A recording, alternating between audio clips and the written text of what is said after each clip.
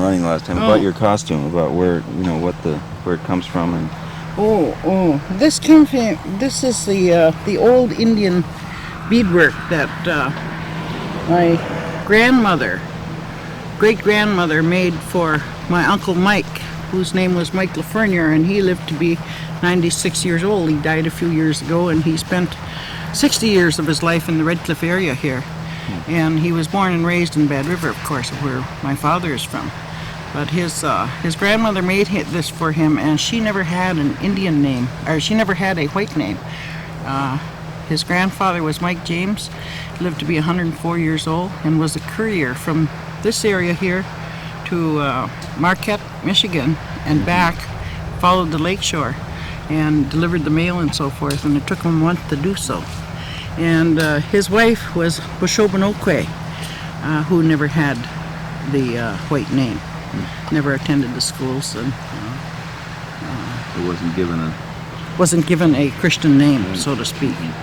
And so this is why I value this very highly. Does the design have a special significance in the? Yes, most of everything is floral. The floral design, as you see, I have to have this repaired, and I will have it repaired by my son, Andy, who also copied this off of the pattern. This, see the back of that? Oh, And yeah. that, and so that's why I value these, because it's handed down from family to family. What was the grandfather's name? My great grandfather's name was Mike James, who that's the one that lived to be 104 years old, and he was a hunter and a trapper, and never did anything else, and was never sick in his life. And some of the medicines that I brought here are some that were handed down from Grandma Boulley to my father, to me, and some of these things are alive and well today. And I gave a friend of mine some old Indian medicine today, hoping that it'll make him better, maybe not well, because he just came from a very serious operation in Minneapolis. But he was glad to get it. So. And the ceremony that we're going to see could you describe that a little bit? I mean, what does it come from, and why are you doing this? I mean, this the drum ceremony. Okay, that is. I would probably ask Ed Thomas to explain a bit about this. He will explain somewhat more. But the drum is we'll put tobacco on the drum, and it's part of our ceremony that we've been having for hundreds of years. These songs that you will hear from the big drum are not the regular social songs that you hear at a powwow. This is not. We have two different kinds of ceremonies, you might say. We have the regular social powwows, and then we have the big drum ceremonies. And these big drum songs are handed down from hundreds and hundreds of years before, and each member of that drum has their own song and so forth. So these are just some of the songs that we're singing. And they have special meaning. And like last week when they sang the song here, they sang the grandmother's song. And then they sing, they have different songs for different occasions. And so I'll just have to ask them what song we're going to be singing tonight. All right. Okay?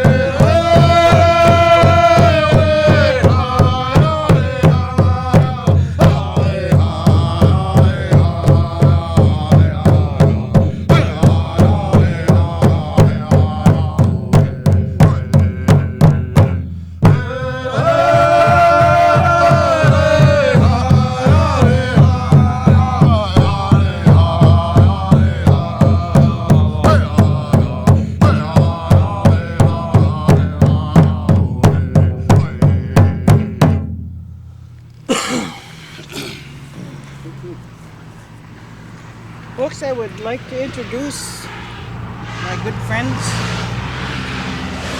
Ed Boulley, Jim LaGrew, Cooney Connors, and Ed Thomas. Hello. And maybe we could have a special song where I know Ed's a good dancer. He's also a good orator. So where Ed and I can dance intertribal before it gets too late. And then after that, perhaps we can sit around and talk about some of the history and some of our people. What was this last song that we just heard? The Honor Flag song. That was Honor Flag song from. That song's pretty old. That song. I remember that when I was a kid, and that was passed on from my father and stuff too. And a lot of the songs I sing is from way back. How old would you say that song? Oh, I don't know. I don't used know to if sing there's it when any he was dates young. on a lot of songs. Yeah. They're over thousands. You Yeah. know? You can't put 100 years on a song. Yeah. No. It's too short. Mm-hmm. Those songs like that go way back, way That's back, right. long before, you know. Our flag was the eagle flag. See, Right. that the Indian flag was the eagle flag. And then when we have the powwows, we have not only the eagle flag but the American flag then. And so they always when they start the powwows they have the flag song like that. They have to take cover here.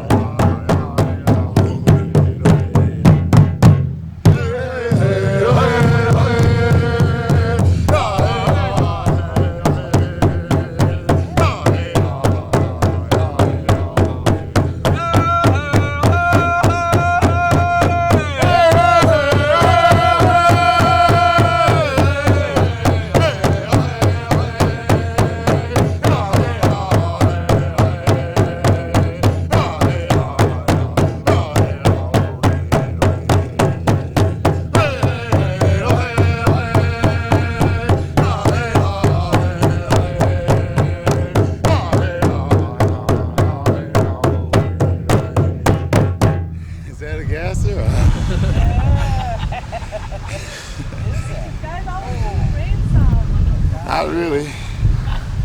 Roll War over. songs, war songs. We have an intertribal. Do you want to do it in a tribal war? What, a 49 or what? No. 49? Go ahead, sing it out.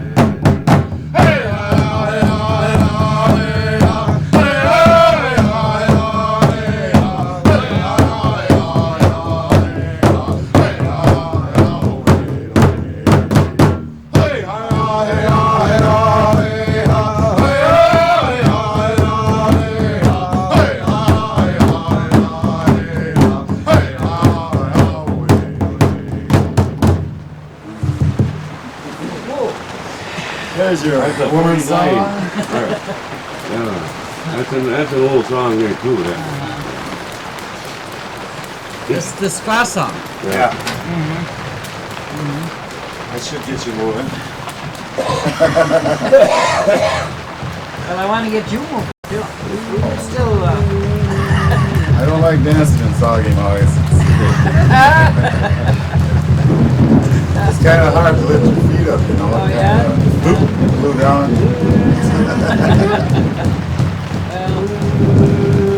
Of course, you shouldn't be touching the ground when you're dancing, so you gotta touch somewhere.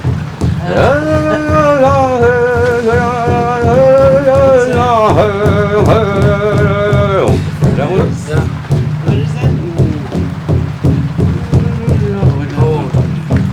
Oh, you want the power one?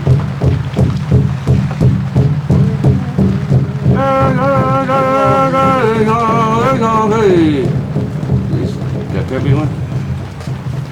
That's a song you'll sing after a good power song. It's peppy, you know, give the supposed to shake that off. Go ahead. I forgot it. I was gonna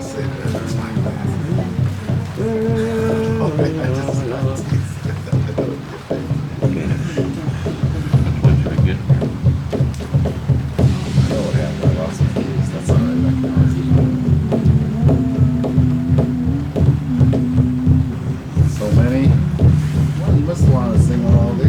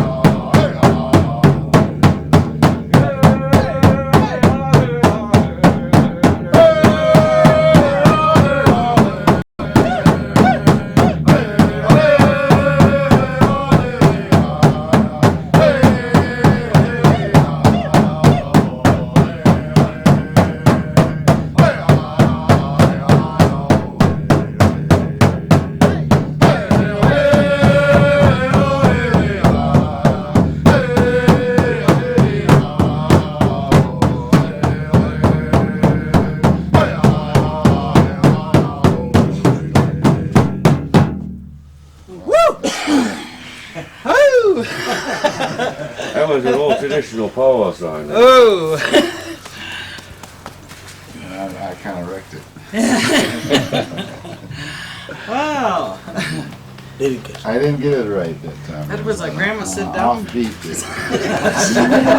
Grandma Sit Down? Yes. Grandmother's song. How'd that go?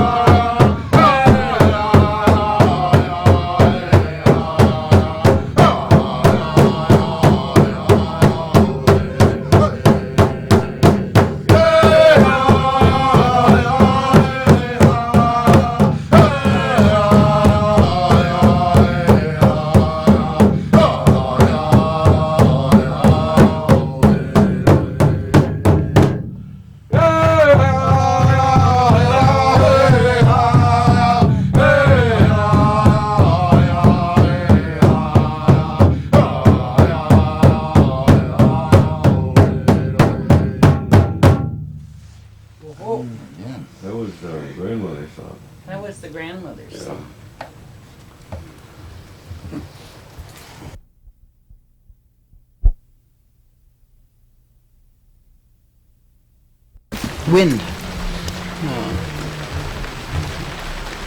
Are we okay? This is the Red Cliff Indian Reservation, and we're part of the Lake Superior Band of Chippewas, which the Bad River Group are also part of that. We're 14 different reservations belong to this Lake Superior Band of Chippewas, and that's Wisconsin, Minnesota, and Michigan. And we have been a reservation since 1854, which is about 134 years ago now, I believe. And when we talk about time, when the Indian people talk about time, it's to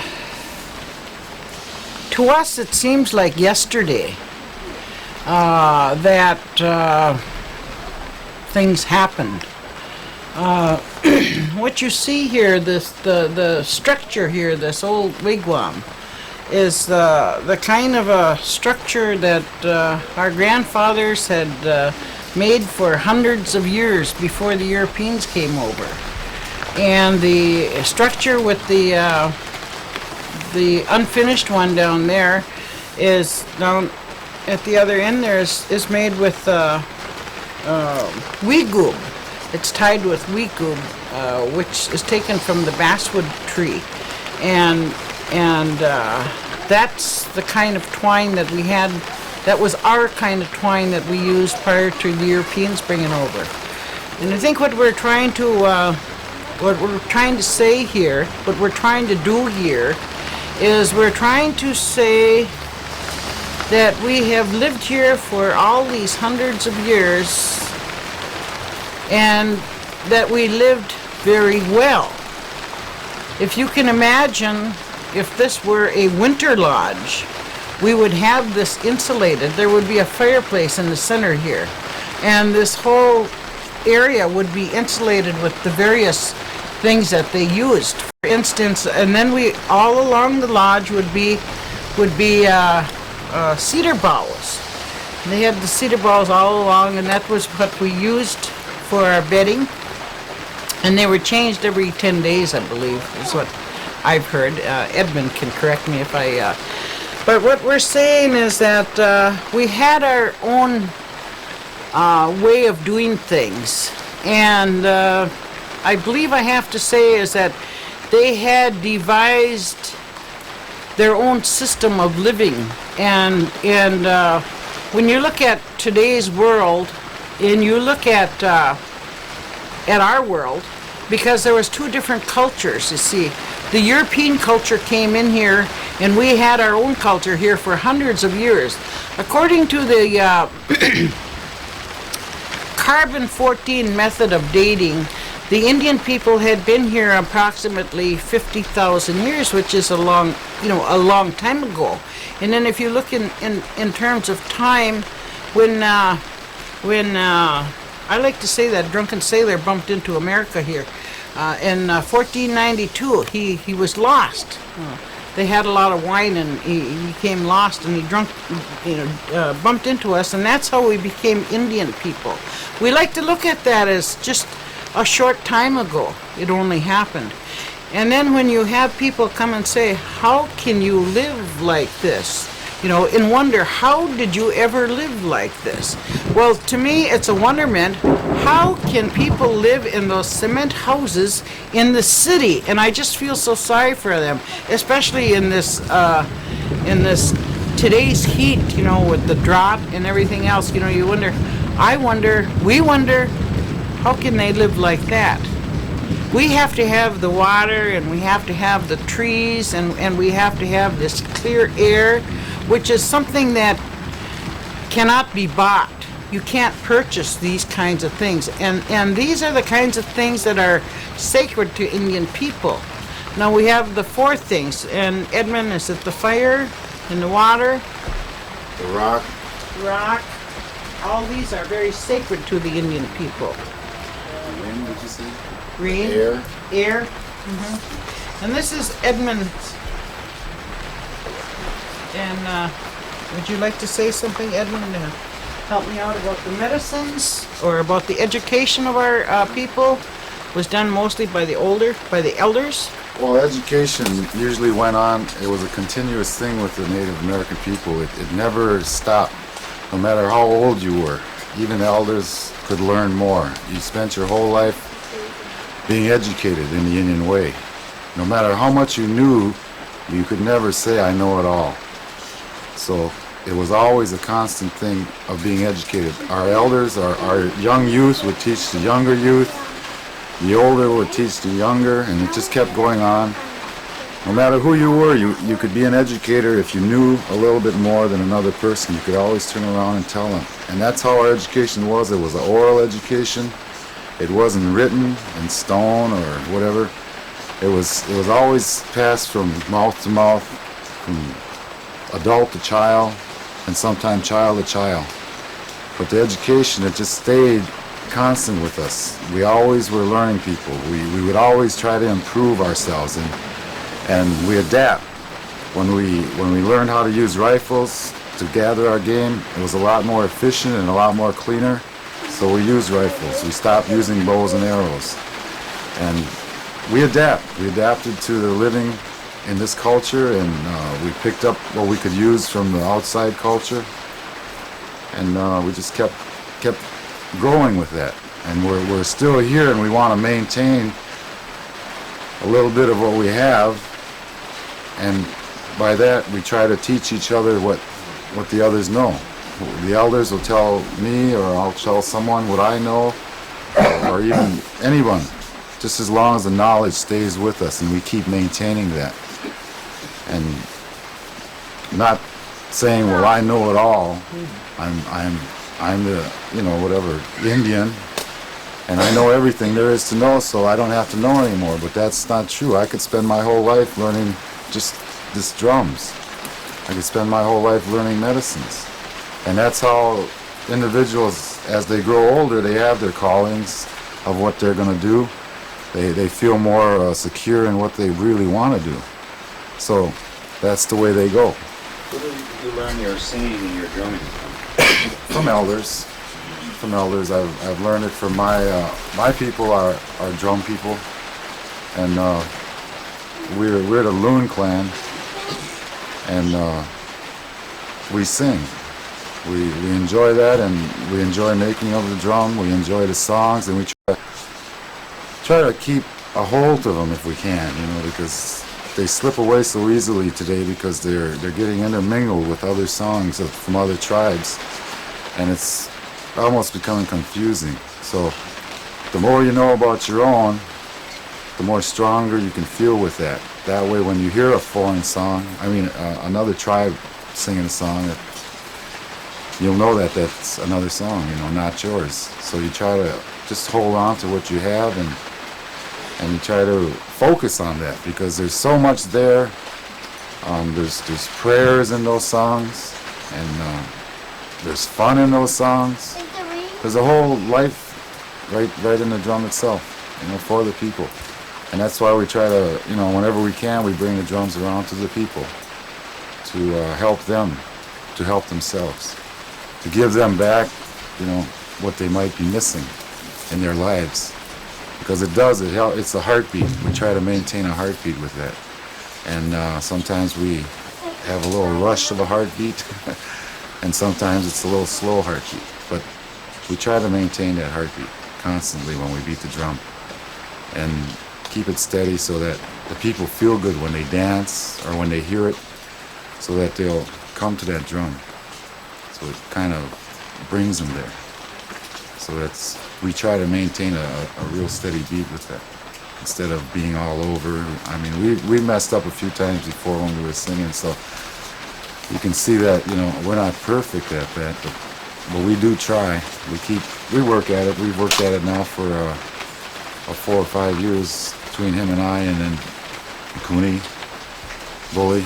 We've all worked together at it as much as we can, sometimes twice a week. No matter how much we do, though, we always find that there's something else we can know about it. And we kind of enjoy it. enjoyed. Thank you. Thanks, Edmund. Edmund's the kind of person that I always admire. When I go to the powwows, we'll go to Michigan, or we'll go to Madeline Island, or we'll go to St. Croix, or wherever I go, I see Edmund there dancing and singing, and he's just the kind of person that I always admire because of that he evidently has learned that he's very proud to be an Indian, and that's what we're all about. You know, for too many years after the Europeans came, it was very unpopular. There were a lot of different things happened to the Indian people. They made excuses. First, the French didn't do too bad. They kind of intermarried with us, but it was those English people that really came in, and hope there aren't any Englishmen listening.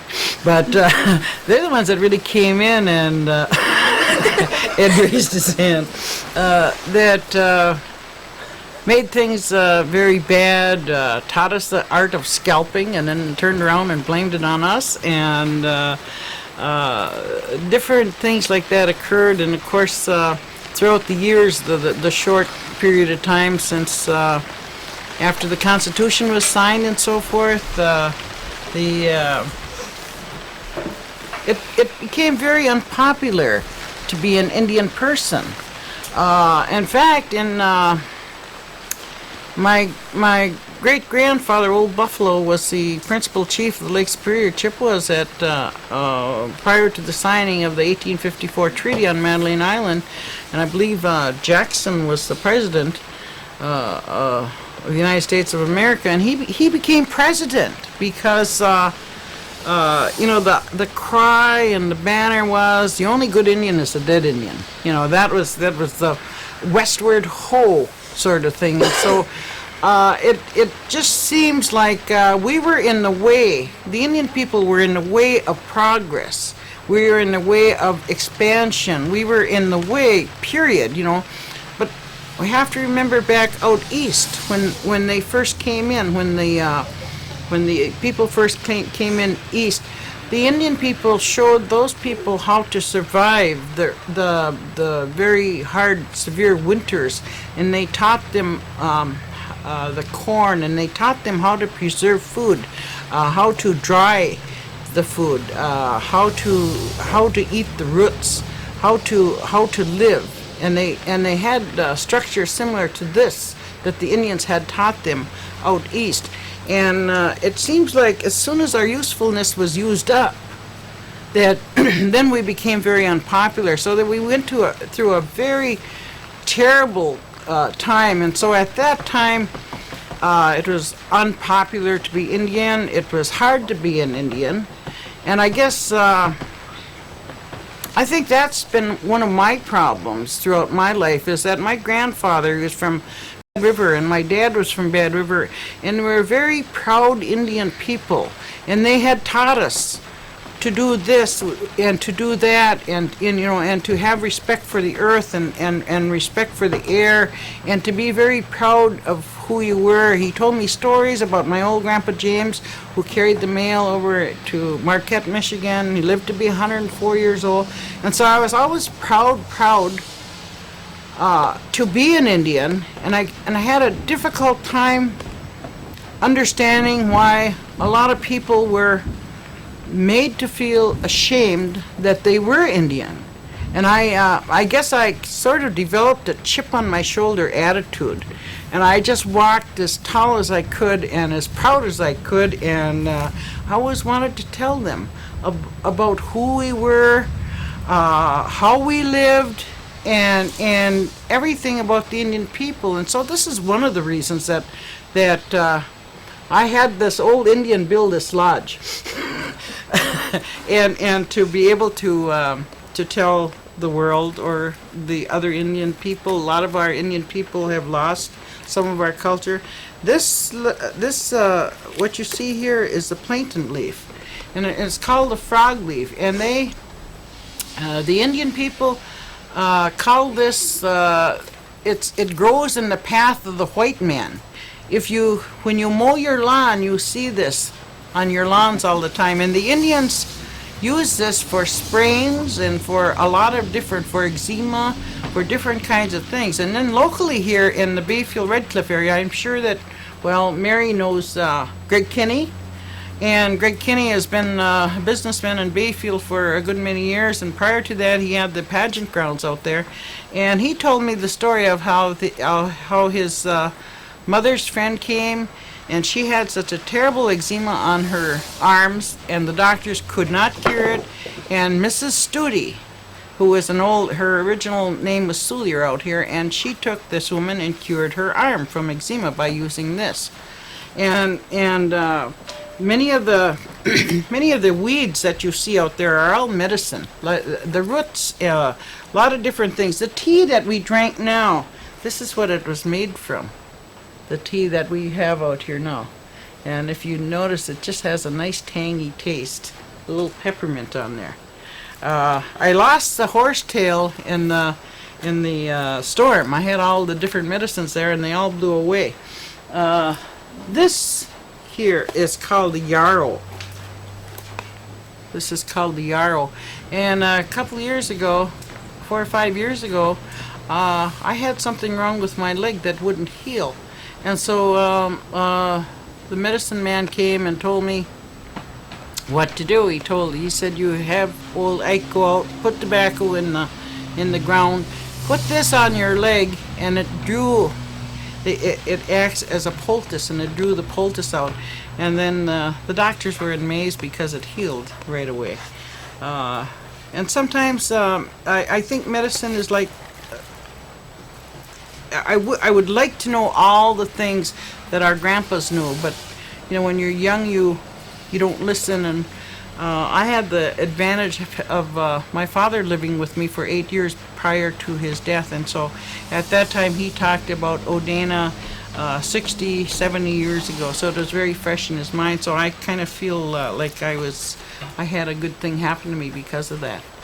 And then locally, do we want to talk about some of the local history here?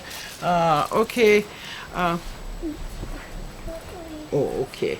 Thanks, honey. This lodge here, one of the reasons that it's here is a long time ago there was the old chief Wabajig lived here in the Red Cliff area, and we see 13 over here. That's Highway 13, but Highway 13 wasn't there. And then the other 13 was up there, but if we're going back to Wabajig's time, it just, there was not a 13 over here. We had trails, the way we followed. And we were hunters and gatherers. And we lived over by the Bad River. We lived all over. We moved our lodges from place to place, but this is one of the places where Wabajig had. And I like to think that I'm a hunter and gatherer of knowledge instead of a hunter and gatherer of berries and things like my old folks used to be. But that's what the Chippewas are called, hunters and gatherers. This old chief had a daughter whose name was Oshobanoque. Oshobanoque? And there was a man by the name of John Johnston who came into the Bayfield area here, and he fell in love with the chief's daughter. And the old chief didn't want the people to be married because the John Johnston was a fur trader, and he moved quite a bit. And of course, at that time, sometimes the treatment of the non-Indian woman by the white man after the honeymoon was over sometimes wasn't so good. So the old chief didn't want this to happen to his daughter, who he cared about very much. But he didn't foresee her falling in love with John Johnston, and she persuaded him to allow the marriage. And it occurred under one condition, that Weishki, her brother, accompanied them wherever they went. And so they went into Sault Ste. Marie. They moved over to Sault Ste. Marie, and John Johnston used his fur trading experience, and but they settled down at Sault Ste. Marie. Their daughter then married Henry Rowe Schoolcraft, who maybe some of you people have heard. If you live in Michigan, you hear Schoolcraft Avenue, Schoolcraft Street. And up in Minnesota, there's a lot of Schoolcraft this. He was supposed to have discovered the source of the Mississippi. He wore several different hats. I haven't really decided whether he was a good guy or a bad guy. I don't know. But he did marry the daughter. And then after John Johnston died, Oshobonokwe the folks moved in with the lodge that they had, and as it is in the long winter nights, she told to her grandchildren all the stories, all the tales that her father had told to her, well, in here, right here, all about the lakes and the legends and the tales, and she told them stories, and that was the education system. And Schoolcraft listened to this, and he wrote these down.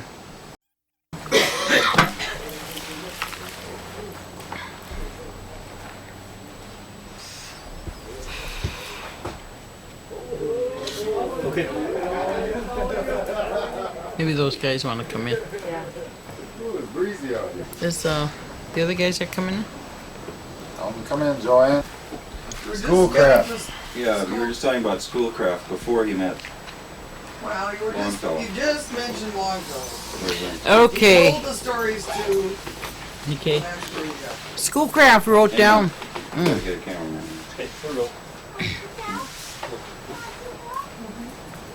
Schoolcraft wrote down all these stories and legends that he had been told by the old Oshogobonokwe, and put them in book form, poetry, and he sent it to Henry Wadsworth Longfellow. They were in correspondence.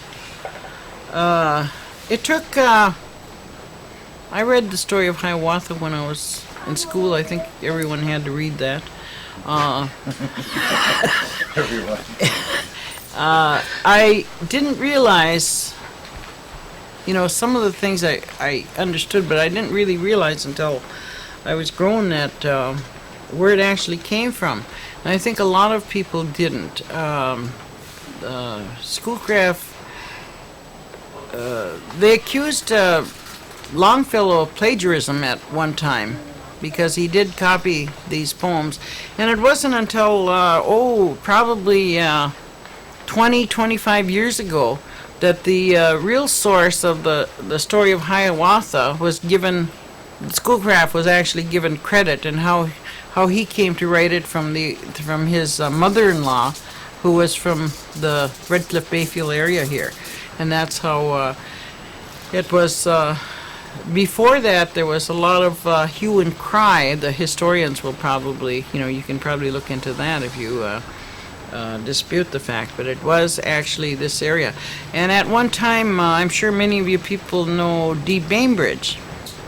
When I had written probably about 15 years ago a story about Hiawatha in this area, how the story had came by, people were saying that was a myth, and people were saying no, it wasn't true.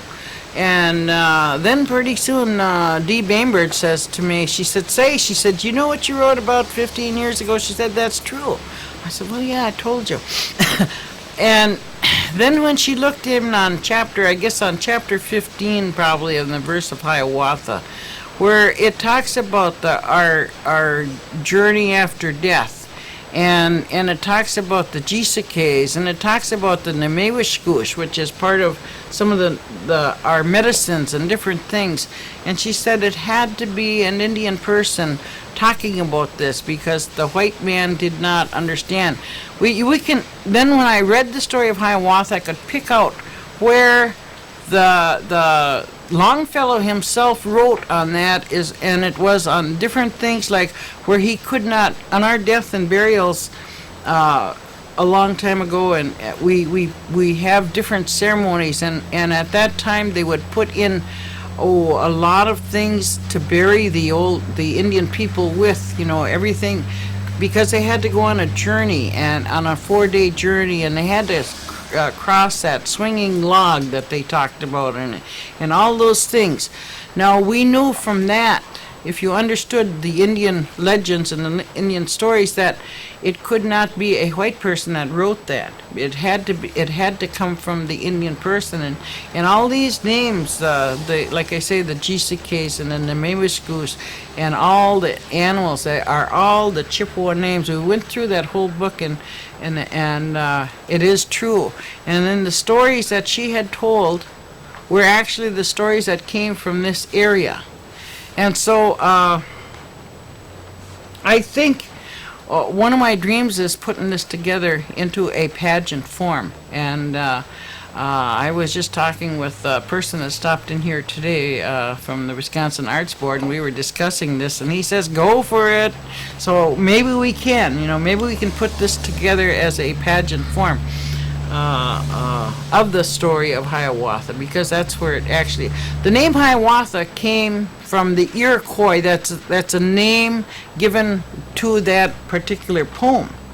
Hiawatha is, the name itself is not from this area. It's just a name given from, but the whole entire content is from this area. And maybe we can have the return of Hiawatha. What's that? Winnebajou. Winnebajou is what it should be called.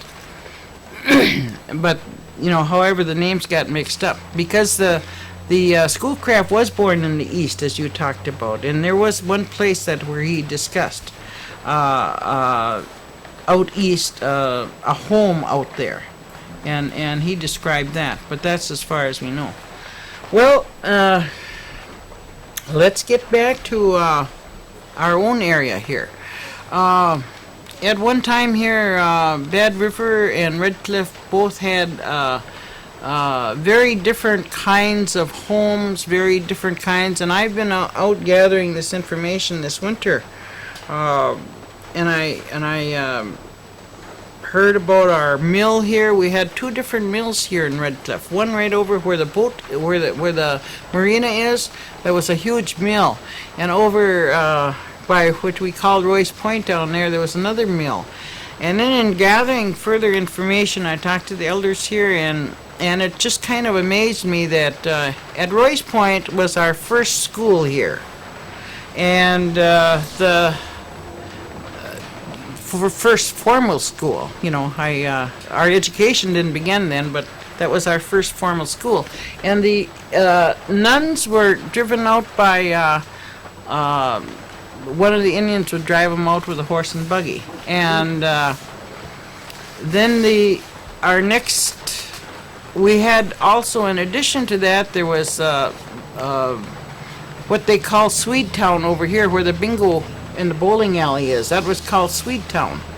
And Ernie LaPointe's father was killed in the mill while they lived at Swedetown. It was, quite a few years ago. Most of the Bayfield folks will be familiar with that.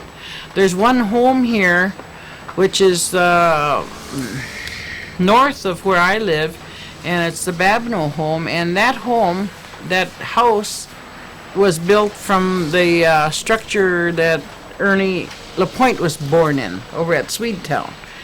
There were 18 homes there. We had a commissary. We had a Indian agent. We had up on the hill over here. It's too bad we can't see it, but up on the hill we had 2 different grocery stores and a pool hall. Over where I live, across from the Ball Diamond, there was a post office, and there were another boarding house. Down by Royce Point, there was a hotel, a school, a mill, another little settlement. Up where Wilfred Peterson lives was the office for the depot for the train that came out. And the train would come out from Bayfield, and it came down by where the mill was, and it went down to the old dock, and right where we are here, it would come up here, and then it went over to this mill here. And then it crossed over and went out into the area out by Raspberry and so forth. So we had quite a little history of how things were. And then Were there many more people then than there are today here? Population? Yeah. Probably about the same, I think so. And then Bad River have quite a history of, with their mill. They had the Stearns Lumber Company. Can you talk about that, Ed or Ed? Maybe Ed could help. Ed, do you remember much about the Stearns Lumber Company and a lot of people? No, it's that the Stearns Lumber Company was down there in about 1920, 1918, 1920. And they left there in about 1925. But then there again, Bad River was originated from right here in on La Pointe. And on Bad River was a garden spot in the summertime for the Indians, and that's where they'd go over and do their gardening. In the wintertime, they'd come back here and they would do their hunting and their fishing off in the point. And at one time, there was a Sioux came over here and they stole some girls from La Pointe, and that's when they had that big battle between the Sioux and Odena and Redcliffe and all the rest of the reservations. They all divided up and they went to different areas, and Bad River went over there where the garden spot was, stayed there, and Wheeler came in there, and a minister, was his name Wheeler? Yeah, eh? Wheeler. Huh? Wheeler, yeah. And he was a minister.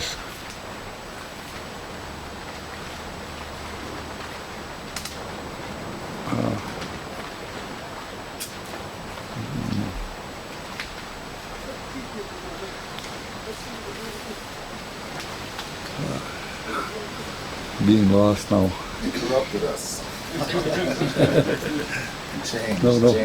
changed a lot of the people. Yeah, it did change a lot of the people, and then the nuns came in there in I'd say in about 1800s too.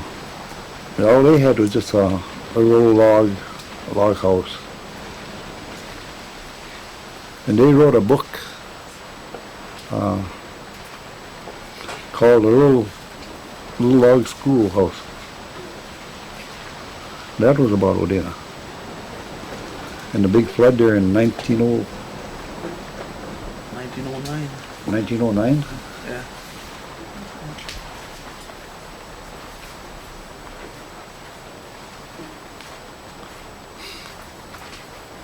We had originally had a conflict in our beliefs with the Europeans because of theirs with their religions and us with ours. We were always looked at as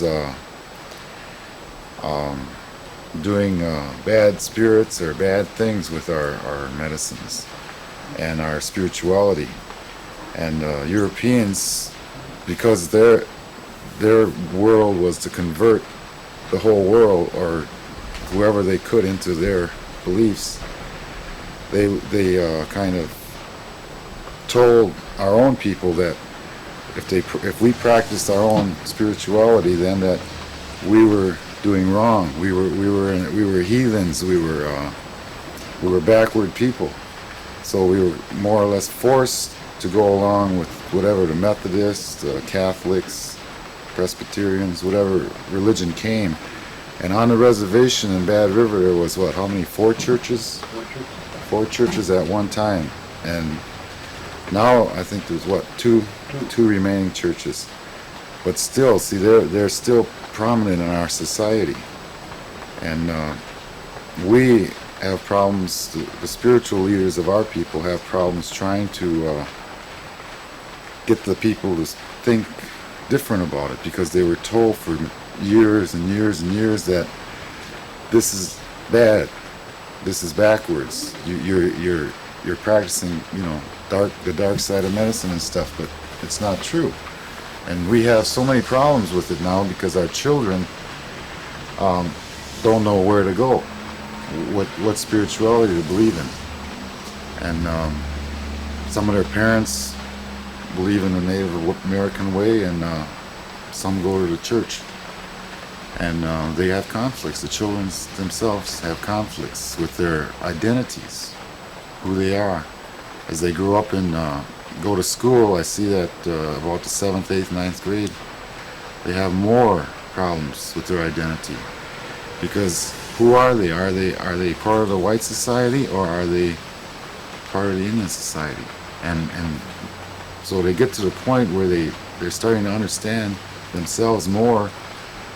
It becomes a conflict within them, and they don't want either they'll drop out of school because they don't want no more of that, or they'll succeed in it. They'll keep going with it because their parents might have opened up their mind a little bit and said, you need the knowledge to survive, you need that to get by. And it's just, we have a real tremendous dropout rate in schools because of the conflict of our spirituality and because of the European influence with their spirituality and their belief that they have to convert whoever they know. Without the knowledge of knowing what our spirituality is, they converted us. See, they didn't even ask, and I really have conflict with that myself. And Do you think now that people are listening more to the old spirituality? That it We're has more more or to go less in? trying to come back to the drum again, to start that Come again. back. That's why, like Edmund said, our drum is more or less trying to bring in more of our people back to what the Indian really is all about. So you feel more and more people are listening? Oh yes. Tell them how tell them about the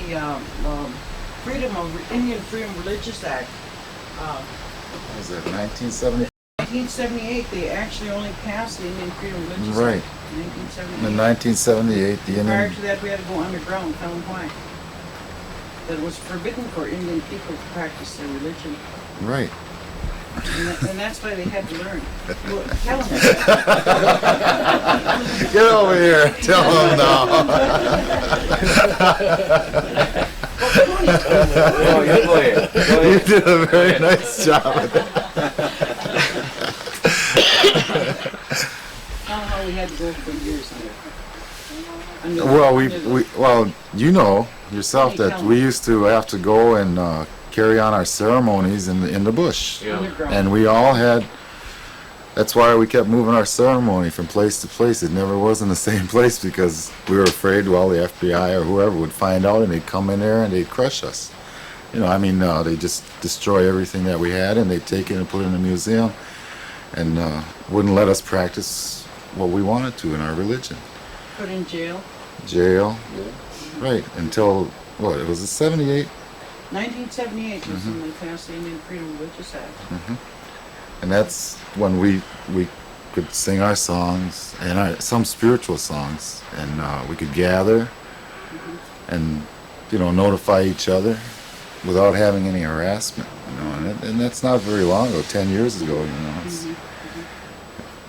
It's been tough. It's been tough trying to hang in there and trying to maintain who we are, and our language has really suffered. It's been stomped on, and we have fragments of it left. And we have people that do speak it, but our problem is that there's not enough. There's not enough people to speak it, and to maintain your language, you have to use it, and you have to be able to constantly converse with each other and hold that, because the language is the people. It's all in there. Like when you talk medicine, you're talking, the language. And our language is something that I feel really suffered a lot through the battles that we haven't fought with the United States, but we've always been constantly at war with them in our hearts, because they don't allow us the freedom that we need to maintain our own culture, our own civilizations Tell as them they are. about the missionaries then. one of you. What happened, Cooney? He knows a lot about missionary Would you tell them what preachers. happened with the missionaries? And how they came over here originally? How they... Oh, I didn't study on any of that. I didn't go to school that far. From the missionaries that were there at the school that I was going to at the time, it was a Catholic school. They, first time I went to school, I'll never forget the day. First thing they made me do was cut my hair. And I said, what kind of place is this? I didn't know, I had to be there, or otherwise they'll take your folks to prison. So I went, I kept going, and then I knew my language pretty good at that time. I couldn't say hello in Indian. I couldn't say nothing in Indian, or they'd show us in the coal bin. Or different things. They want to tie us up, for punishment for talking our language. So after a while, we kind of we didn't talk our language, So, and we always had to go to church. Or we was even threatened then, well, we'll get you thrown in jail if you don't go to church and stuff. And stuff like that, I don't forget. I never forget that from, I think I was 5 years old when I went to school. From that time on, I'll never forget whatever happened. It's Where is that school? St. Mary's School in Odena. And it's not that long ago. They always say, well, it's okay now. No, it's not okay. It's still the same. The only thing they try to use sneakier tactics. They try to use words, change your words. That's a funny thing about a white man language. He tries to change his words to that I've learned, and I studied the white man. In his words, his language, he go outside the door, make up a new word, come in and say, well, this means this and that, and, I lived off, we lived off the land. Yet when I was a kid,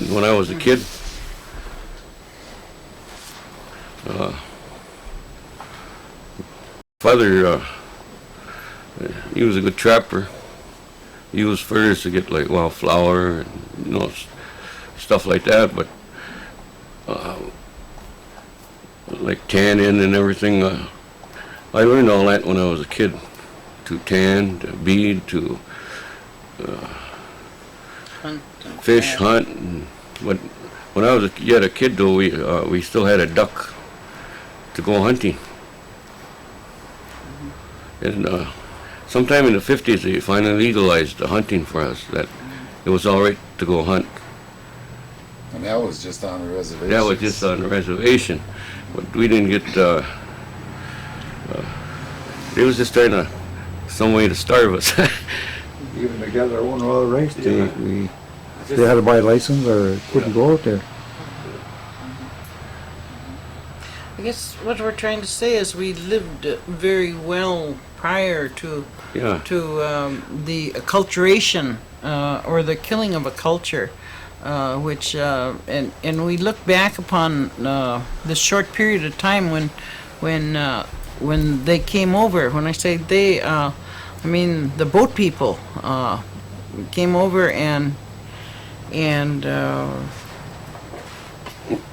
we have to remember that they came over here because in France and in England and all over Europe, most of Europe, the jails were full. That was one of the reasons that the early colonists came, was that their jails were so full of people for indebtedness and so forth, and they put them under indentured servants. They allowed them to come over, and they had to work over here for several years. And one of the main reasons that they came over here was for freedom of religion. They couldn't practice their religion. If you were, whatever was the popular Christian religion at that time, it was persecution of one or the other, be it the Quaker, be it the Catholic, be it the Protestant. It was religious persecution over there.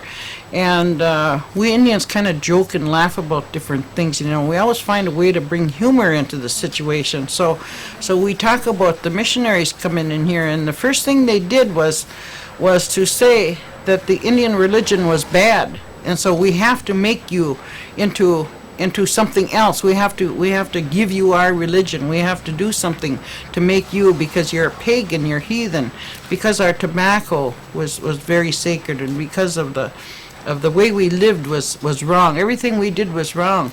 And so we lived through a couple hundred years of real persecution because of all this. And now I see the circle turning. In the Indian world there's a circle. And so we went through all this, and today the circle is almost complete, because I see these young people wanting to know, learning, hunting, gathering, all the things that their grandpas and grandmas had taught them before. And that's what's happening, is that it's now it's okay to be Indian. They talked about St. Mary's School. My father went to that school.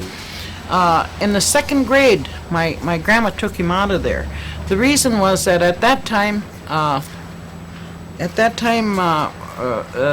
they tanned the hides and they used the buckskin for the shirts and for the moccasins, and it was wrong for him to wear those moccasins. Well, at that time, can you imagine?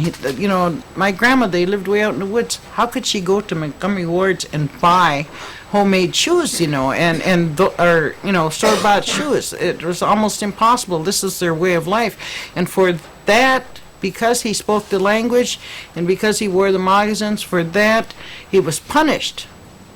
And so my grandma took him out of that school in the second grade. His name was Jim Lafreniere, by the way.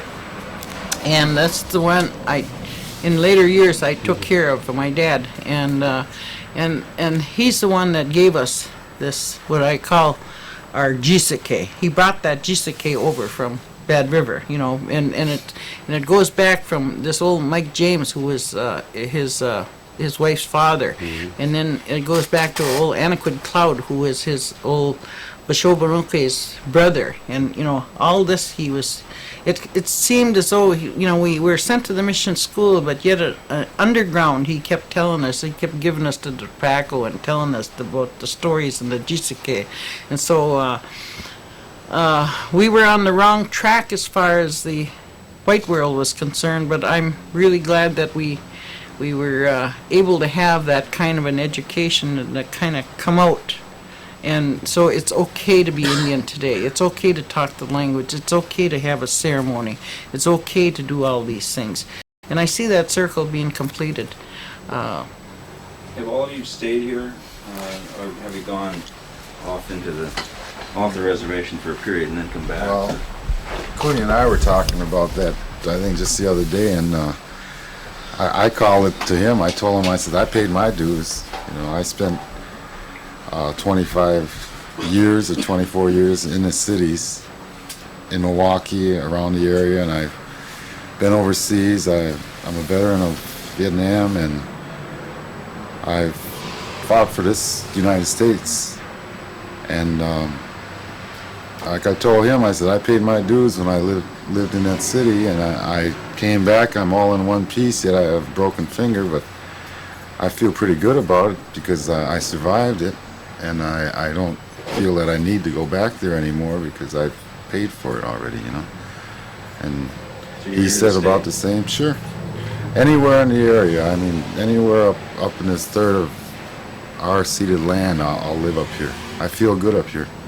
I feel more comfortable. I feel closer to everybody that has passed on before me, and if I want to know something, I'm close to the people so that I can go get the knowledge from them. And if I'm in a city somewhere, I get corrupt. I'm just as corrupt as everybody else, And it's too easy. It's too fast for me. It's too moving, and the society it generates everybody to do that, and it doesn't slow down. And everybody goes that way after a while, no matter who you are. You can't seem to slow down. You're there, And in this society here, at least you'd have time to breathe and think about it. And if you do something wrong, you can go ponder it a while somewhere in a nice quiet setting like this, you know. And or if you do things right, you can feel good about it. You'll know you're right, because there will be signs that'll tell you that you've done right, and there will probably be people that'll say thank you for doing this or that also. But we've you know, most of us have been in and out of different cities, and you know, off and on the reservations here and there. We don't, you know, just say, well, this is it. You know, there's some people that have lived here all their lives, and they know more than we do, I guess, you know, because we had to go check it out. Yeah. Right. Well, Ed, you haven't lived any other place, have you, other than if you went in the Army? Did you go in the Army? I stayed 1 year in Chicago. Oh, you did? Oh. 1 year in Chicago. I used to get lonesome. I used to run out to Lincoln Park out there, where there's a little bit of woods out there.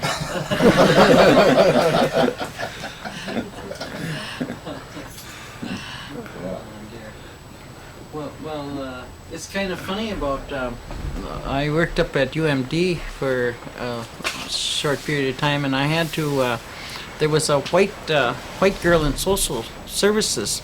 She was studying to be a sociology major or something, and she had been invited to go to a reservation out west, and the rest of the class start discussing, aren't you afraid? You know, she had blonde hair. Aren't you afraid to go to that reservation, you know? And I lived here. I drove back and forth. I stayed with my daughter, who was attending school up there during the week, and then I still lived here in Redcliffe. And, you know, the stereotype of being so afraid of going to a reservation. And, well, I couldn't keep my mouth shut any longer, so I spoke up and I said, I live on a reservation. And I go there every weekend or almost every day or whenever.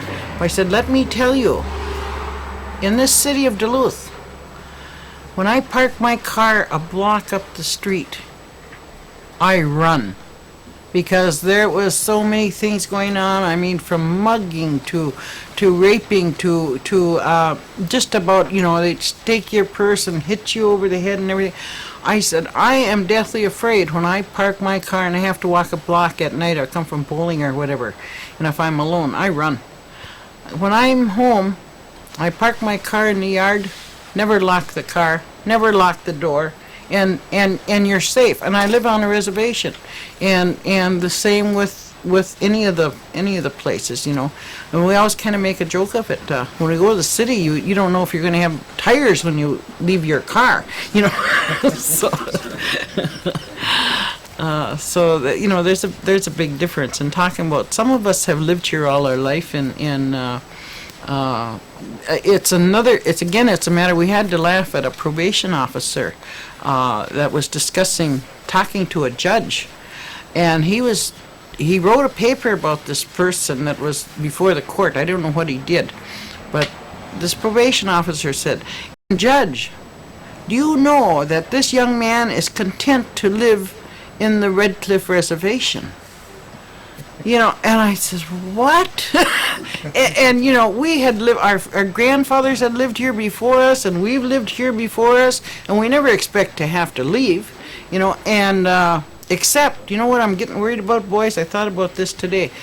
They said that those treaties would last for as long as the grass shall grow and the rivers shall flow.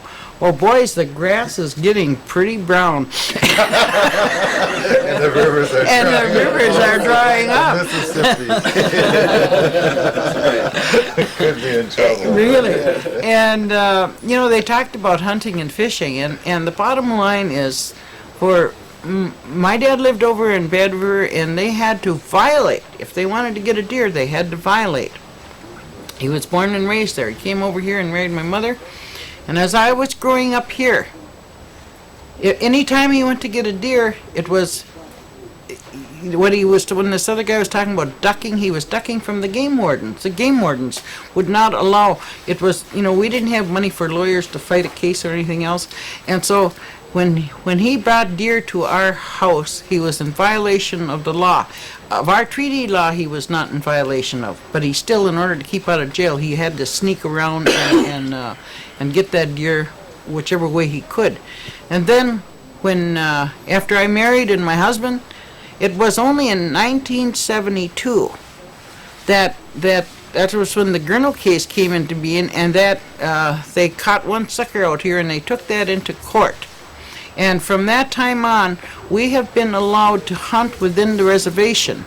Now this big Voigt case that they're hearing about, they're talking about the ceded territory. Well, if you want to know what the ceded territory is, that is in 1825.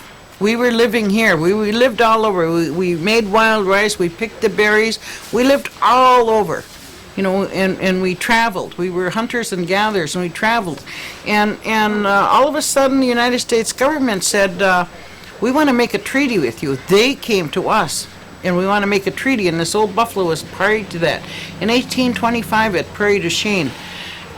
And at that time, they set the boundary lines. They said the Lake Superior Band of Chippewas, of which we are all these 14, you own 19 million acres of land. Now that's a lot of land. That was most of Wisconsin, parts of Minnesota, and parts of Michigan. And this will be your territory. So we were satisfied. You know, under our breath, we were kind of laughing at them because, you know, at that time, it was like Chief Seattle said, when they wanted to buy our land, it was like, can we buy the air? You know, can we buy the sky? It was a different culture. It was just completely different. And so, but they set boundary lines. They said, Lake Superior Chippewas, you own all this land. Okay. It was very shortly after that that the miners, the fur traders, the forestry, they all came in and they further encroached, and they said then from 1825, another treaty was made in 1837. They said, oh, but can we use some of your copper, and can we use some of your timber, can we use some of your other things? And we were very gracious, and we said okay. So another treaty was signed. We lost some more things. 1842, there was another treaty signed. They wanted something else, and we gave. And it was only in between 1842, the original boundaries now was 19 million acres. If you stop and think of what the cost of your house is in Minneapolis, one lot probably, you know, in real estate, how much that would be, you know. We were eventually paid for this land. 130 years later, we were paid 2 cents an acre for 19 million acres of land. So when people start talking and discussing what those Indians, you know, they have land out west, they have this, they have that, 2 cents an acre we were paid. The only time that we came close to going, the Chippewas have always been very peaceful. Like he said, we, you know, had never been to war with the United States.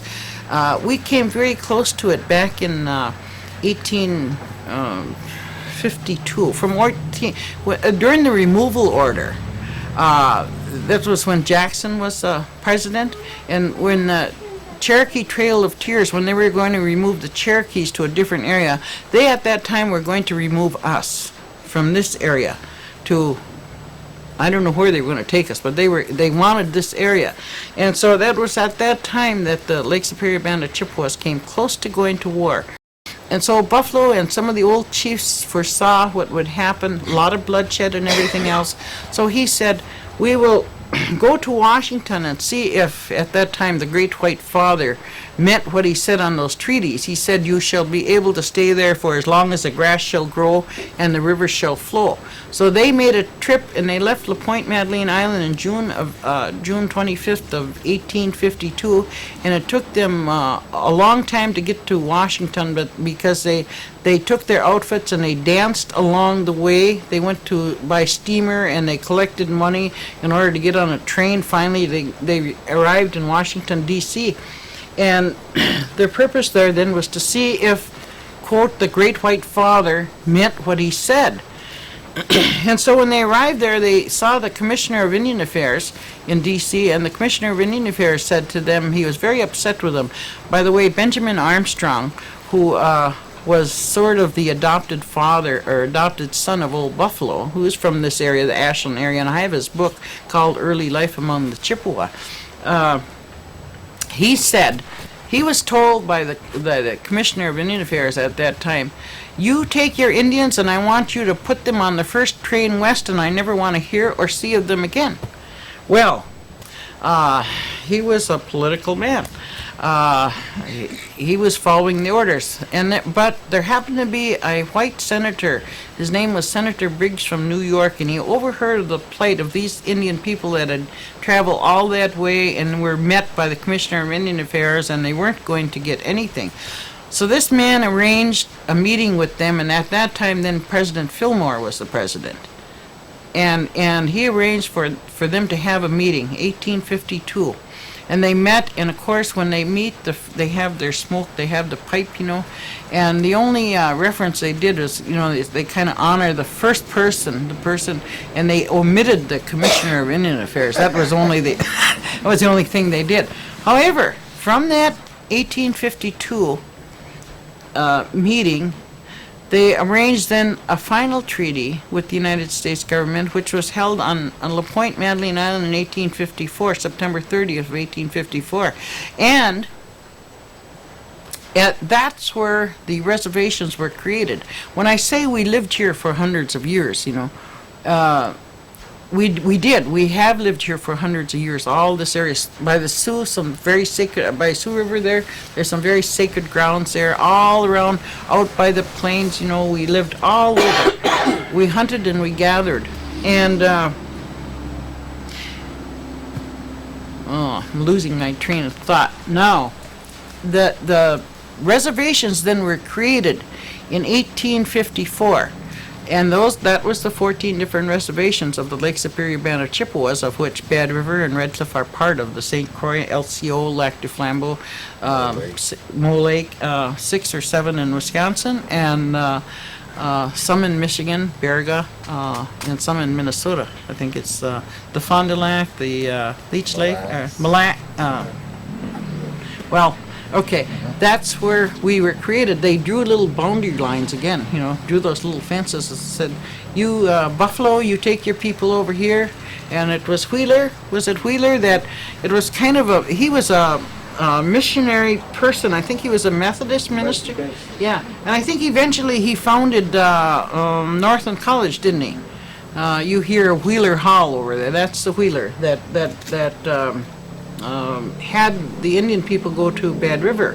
And then, if you further look upon Red Cliff, our beautiful Lake Superior here, gentlemen, I'm sorry to say that all along our beautiful lake shore here is all owned by non-Indians.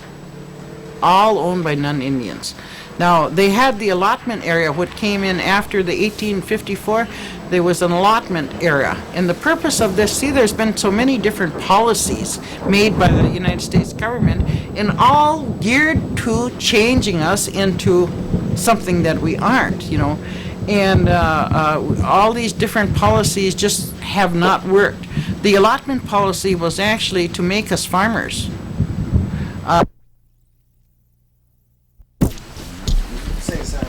Freezing to death. You got wet. Fire bands anyway. Well, I would like to give each you gentlemen some of our tobacco, and would like to have you introduce yourselves. And I just feel so very honored to have you come over and help me this way. We all have something to offer, and you have so much to offer, and I just feel so grateful for you to be able to do. And Ed, I didn't realize, I always admired you before when I said you were at the powwows and everything, and he was dancing and singing, and I thought, gee, this is a nice Indian man. And then, I never did hear you speak before, and I just want to thank you, because you really know a lot of things. And you say it so well for us. Well, I go to college and I've often learned, the best way to relate yourself is to try to communicate to people and use their language so that they understand you. And I practice at it, and I try to get better at it, and hopefully I can say something that's meaningful sometimes, and it touches the hearts of other people, and hopefully that they hear me. And that's what I work at it. I work at it, and I try to get better. As I get older, I hope I can mellow out on it. Could you tell us your name now? Oh, okay. My name is Edmund Thomas, and I'm from La Coudray. I was raised in Bad River. My mother's from Bad River. My father's from La Coudray, and my grandfathers are from La Coudray, and some from Bad River. And most of the Indians, I feel, are related to all the other tribes. In one way or another, they have cousins, they have aunts or uncles, so I don't feel that it's such a distant thing. And I think it's more of a government thing that separates us, and not our government. But with the influence of the outside government, our own government starts to separate us also.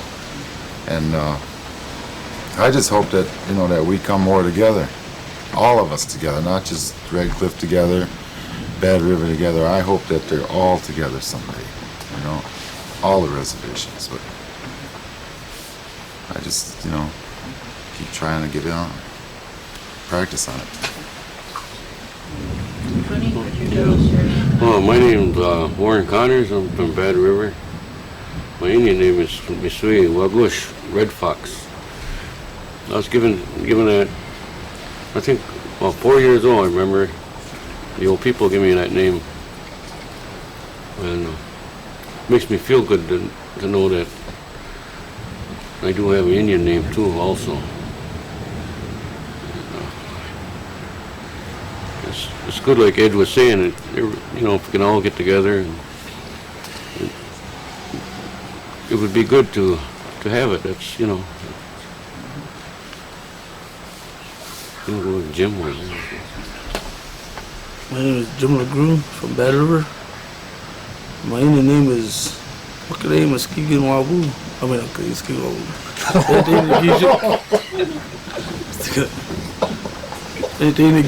That's common cloud, like the thunder that you hear is when they say that. That's my name.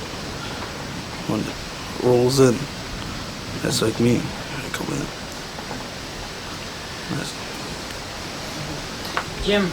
Jim here, for several years we always have our ceremony on Madeline Island, and he asked me in the fall almost, can I keep the fire? And he has keep it on Jim there. He keeps our sacred fire over on Madeline Island for 4 days, and I always very much appreciate it. He comes up to me and asks me, and I just think that, Jim's a good man because of that, and he'll be someday it'll come back to you because maybe you kept that fire, a good life. Yeah, my name is Ed Boulley. I'm from Bad River.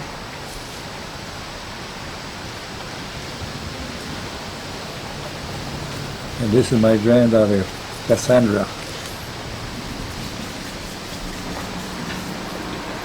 He always says that.